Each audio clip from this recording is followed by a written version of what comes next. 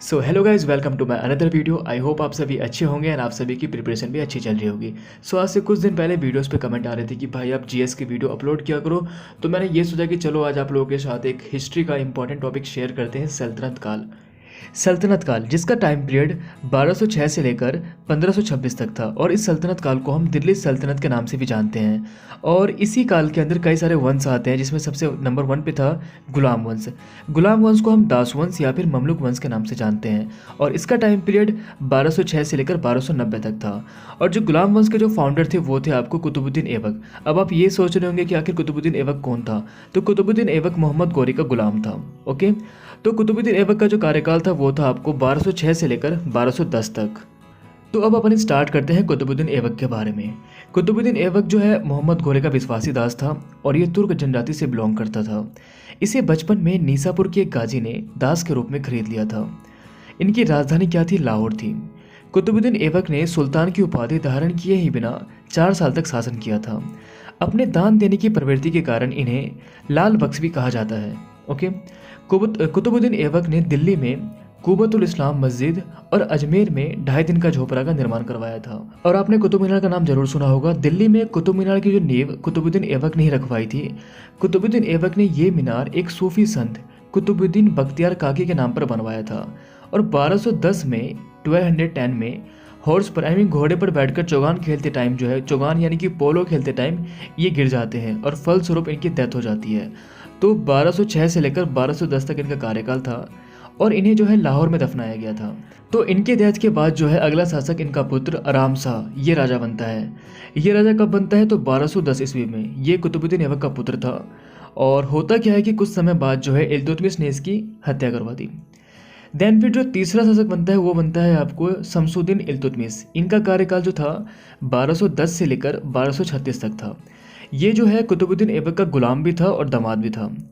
इसने खलीफा पद से सुल्तान पद की स्वीकृति ली थी। ये क्वेश्चन आता है, इसने जो है खलीफा पद से सुल्तान पद की स्वीकृति ली थी। ओके, इसे संपूर्ण सल्तनत काल का वास्तविक फाउंडर माना जाता है। संपूर्ण सल्तनत काल का वास्तविक संस्थापक माना जाता है। या क्वेश्चन ये भी आता है कि गुलाम वंश का रियल फाउंडर कौन था? तो इसका सही आंसर क्या होगा? इल्तुतमिश।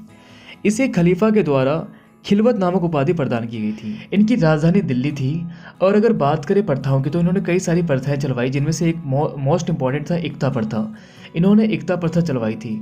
इसके अलावा इन्होंने जो है तुर्कान ए चिहलगाने का गठन किया था, जिसमें 40 गुलाम थे। और इन्हीं 40 गुलामों की मदद से इसने पूरे सत्य पर अपना प्रभुत्व जमाया, यानी कि अच्छे तरीके से इन्होंने शासन करा। ओके, इन्होंने सबसे पहले जो है प्योर अरबी सिक्का जारी किया। ओके, कुतुब मीनार का काम जो है इन्होंने ही पूरा करवाया। इसके अलावा आपने चंगेज खान का नाम जरूर सुना होगा, जो कि एक मंगोल शासक था। जब इन्होंने भारत पर अटैक किया था, उत्तर पश्चिम सीमा पर, तो इस समय जो है यही शासक थे, यानी कि इल्तुतमिश। और ये मंगोलों का पहला आक्रमण था। ओके, जब इल्तुतमिश की डेथ हो जाती है तो उसके बाद जो है इसका पुत्र रुकनुद्दीन फिरोज ये गद्दी पर बैठता है।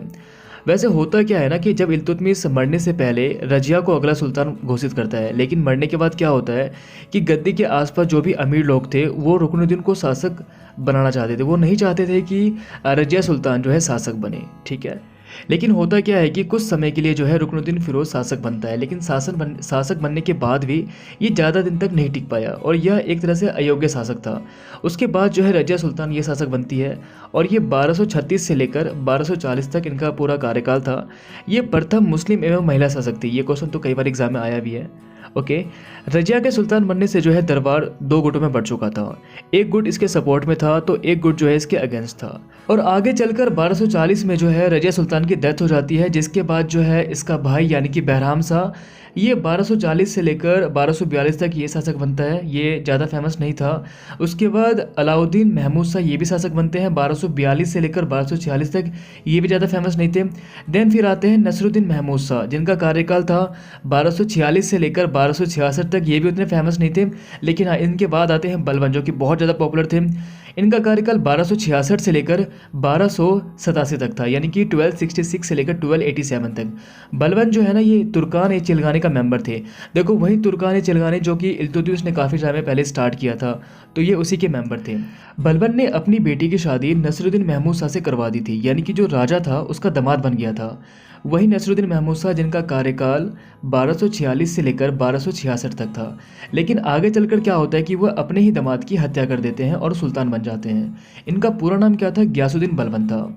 शुरुआत में ही नसरुद्दीन ने जो है बलबन को अलगू खान की उपाधि प्रदान की थी। तो ये क्वेश्चन आता भी है। अगर बात करें बलबन की, तो बलबन ने खुद कहा था कि वह एक निरंकुश राजा है। बलबन ने मजबूत शासन के लिए रक्त और लौह की नीति चलाई। तलवार के दम पर उन्होंने शासन स्थापित किया।